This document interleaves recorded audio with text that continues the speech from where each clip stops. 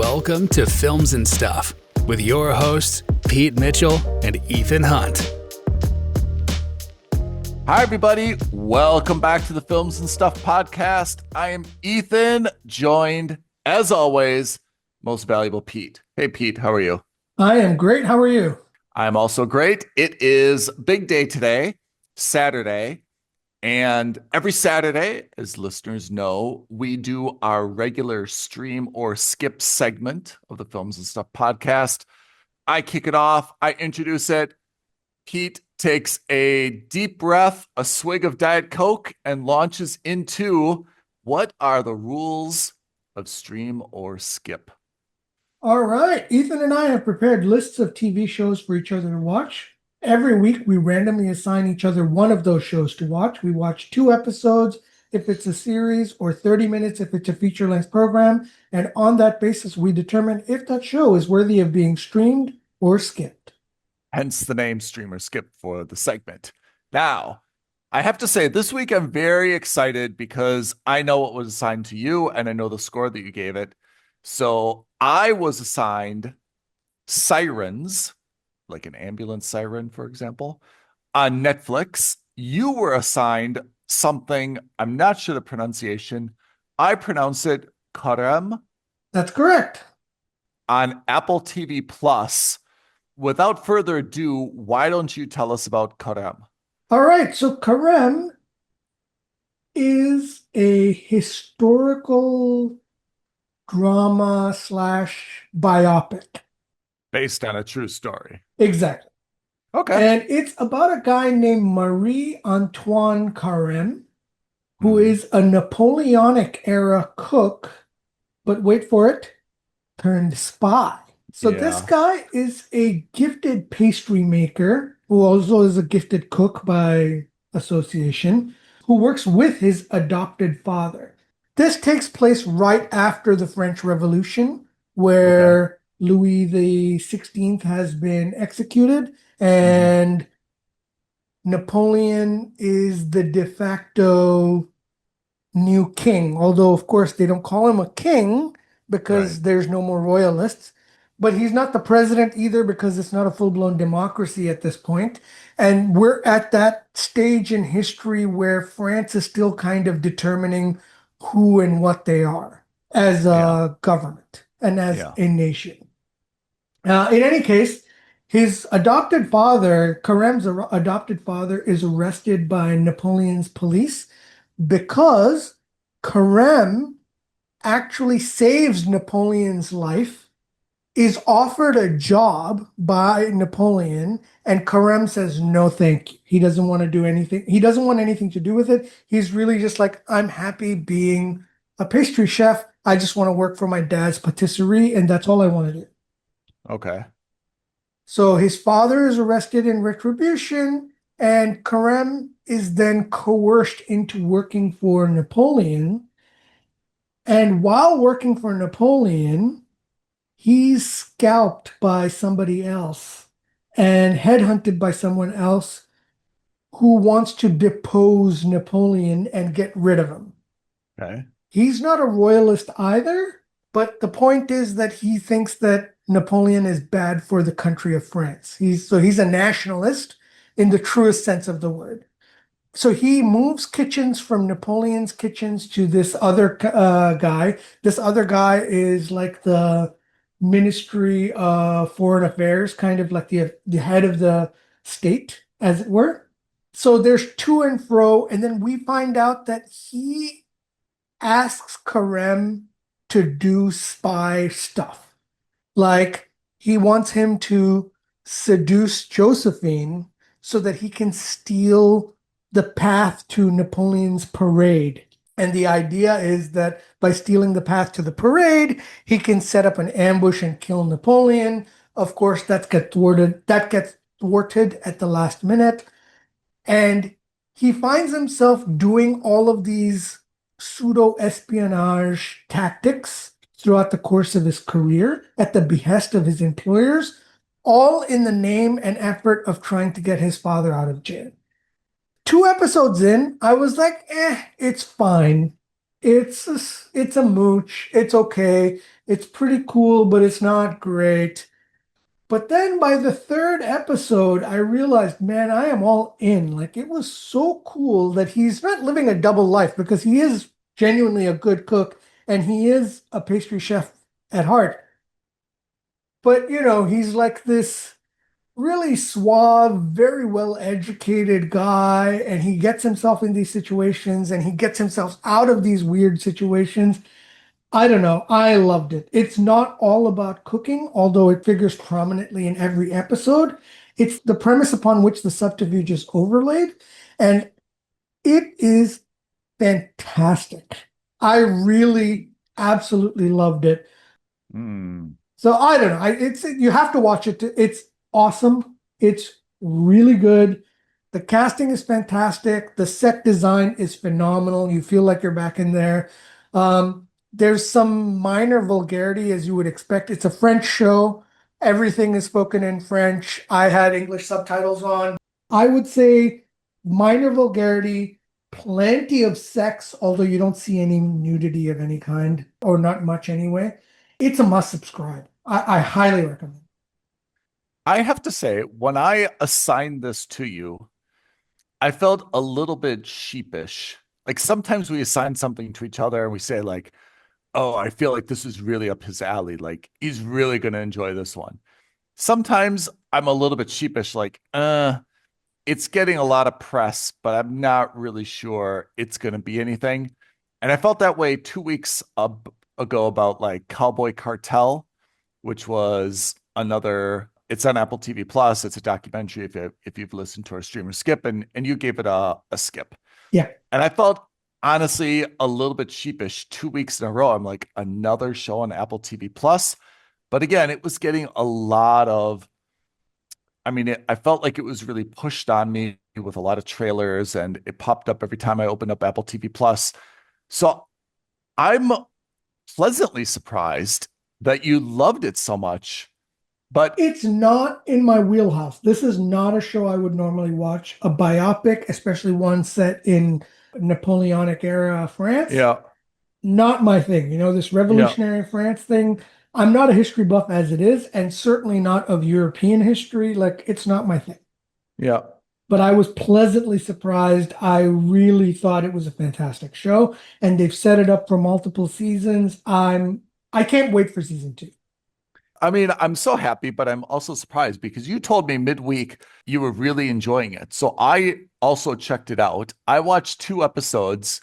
So I got to kind of the tipping point where you indicated that you went from a meh to getting really hooked on it. Maybe I needed to watch another episode, but after the first 2, I thought it was really nothing special. Right. Like I didn't even go to Mooch territory. I put it in Skip territory. I just thought there was nothing special about it. Yes, it was well done. And yes, there was a lot of, casting was great. Characters are great. Set design was great. I just thought in terms of like the storyline, I just wasn't invested in anything. And I guess it was a little bit, I don't want to say it's implausible, but you described the guy, the main character, Careme, accurately. I guess I was kind of a little bit surprised that he's an orphan turned excellent pastry chef, and he's kind of a Renaissance man, and he's super handsome, and he's so charismatic, Yeah. and he's a fighter. He does everything well. And I was just kind of like, oh, it's like French James Bond, right? Like the perfect man, genetically engineered. Yeah. He can even make a souffle. And I was just kind of like, ho hum, like it's been seen before. I take your point. Maybe I needed to watch another episode, but after the first 2, I thought it was pretty bland. But it's good to hear that there's actually something to it because Apple TV Plus has been pushing it pretty hard. Let's put things in perspective. Our rules are you have to watch at least 2 episodes. And yes, of course, they're arbitrary episodes, but the reality also is, again, we've talked about this ad nauseum. Yeah. There are thousands of shows on hundreds of streaming platforms. Yeah. Putting aside 2 hours a week is not an insignificant ask in today's world. We're all busy. We all have lives. We all have Yeah. families. We all have things that we're doing. To set aside an hour per episode and sit down in a quiet room and watch it, it's a lot. It's not an insignificant ask. So, do I think it's a slow burn? Absolutely. Do I think it picks up its pace after the third episode? 100%. Do I blame you for your rating? Absolutely not. Because I was in the same boat. I was at best going to call it a mooch, at worst Yeah. call it a skip. But, I had the time this week. I saw the third episode. I ended up loving it. And I finished the season that same night. I think we're going to find something interesting now where I review what was assigned to me, because I think it follows a similar pattern. Sure. So I was assigned Sirens on Netflix. And just at kind of a first glance, if you just look at the cover only, you've got three very elegantly dressed women, and the color scheme is, let's call it Easter, aqua, pink, pastels. Not knowing anything about what the plot line is going to be, I would not look at that cover and be like, oh, that's probably going to appeal to me. I kind of assumed it was, just by looking at the cover alone. It was kind of like a mother, daughter, grandmother, I'm sorry, Julianne Moore, thing, or friends or relatives or something like that. And it was just going to be a bunch of family drama. Yes and no. And spoiler alert, I almost gave this a must subscribe, and I did binge the entire season. Wow. Okay. It stars Megan Fahey, Millie Alcock, Glenn Howerton, Julianne Moore, and Kevin Bacon. So Julianne Moore and Kevin Bacon are married. They live in like the equivalent of Nantucket, some very posh, prominent, exclusive enclave in Massachusetts that you can only access by ferry and so forth. Millie Alcock is kind of the personal assistant of Julianne Moore's character. And they actually interact more as like best friends than kind of like boss and personal assistant. Millie's character is named Simone. She will, basically like text message her husband stuff, like help pick out outfits, kind of has like full autonomy over the household management and stuff. So they are really, really kind of aligned as not just boss and personal assistant, but kind of like as best friends managing this entire estate and the social calendar together. Unbeknownst to Julianne Moore's character, Millie Alcock's character comes from a very, very rough and tumble background. In fact, Millie had spent some time in foster care. Her mother had committed suicide. Her dad became an alcoholic because of that. And Millie has kind of what we think is a deadbeat sister, who's Megan Fahey. Her character's name is Devin. So Devin actually has been reaching out to Millie's character, for weeks and weeks and weeks, months and months and months, can't get a hold of her. Somehow through social media realizes that she works at this place, and she shows up and basically wants to confront her sister saying, hey, like, I'm taking care of our dad. I'm doing all the work to kind of keep everything together. And you're not even like responding to me or calling me or anything. Megan shows up as kind of like a hot mess, dressed as, I don't know what you would explain her as, someone who's kind of like from a rough and tumble part of like South Boston, maybe, for example. Millie Alcock is, as they remark, always dressed like an Easter egg, perfect hair, perfect summer dress, perfect everything, right? So there's a huge disparity between these two sisters. And Julianne Moore's character is like, whoa, I thought we were best friends. Where have you been hiding your sister? And why is your sister such a vulgar hot mess, right? Millie is like, okay, look, you can stay the night or stay the weekend, but then you got to get out of here. I've got this big social schedule to manage and you don't fit in and you're vulgar and you're crass. And honestly, I left that world behind. I want nothing to do with you. Like, I hate dad. And if you want to take care of him, that's your prerogative. If you don't want to take care of him and he just like drinks himself to death, that's fine and dandy as well. I just don't care. I've moved on with my life. That's the background to this. And then I would say everything beyond that is a lot of drama. And you see that Millie's character is actually very nuanced. She's holding a lot of, she's kind of repressing a lot of feelings about her childhood and stuff. Megan's character actually isn't as hot mess as she's first perceived. She's actually got a lot of grace and done a lot of good. And she actually dropped out of university to support her sister after the mom committed suicide. And there's a lot of history there. Julianne Moore is a psychopath, absolutely kind of like a Devil Wears Prada type of character. Kevin Bacon is just trying to manage a very difficult wife and, this huge social calendar that he's got going on. I wouldn't say that there's any big reveal or any big outcome. It's just kind of the disparity between these two sisters and how they try to kind of like reconcile. Millie is having a secret relationship with Glenn Howerton's character, which is she's trying to keep secret as well. So she's trying to balance a lot of things. And overall, I was extraordinarily surprised at how much I got into each of the characters. I was really a little bit emotionally invested in the plot and how everything went. And towards the end, you kind of come full circle in terms of who you think has their act together, who is more unstable, who's the character that you're supposed to actually like is not who, you're led to believe that you will like at the beginning of the show. So I would say that there's a lot of misdirection with the show. And actually, I really liked all of the characters. Sometimes you watch a show and you're like, I really like this person as an actor, actress, but their character is so annoying or so grating. And in this show, I didn't really feel that there's any specific person that didn't resonate with me or I really, really disliked whenever they had screen time.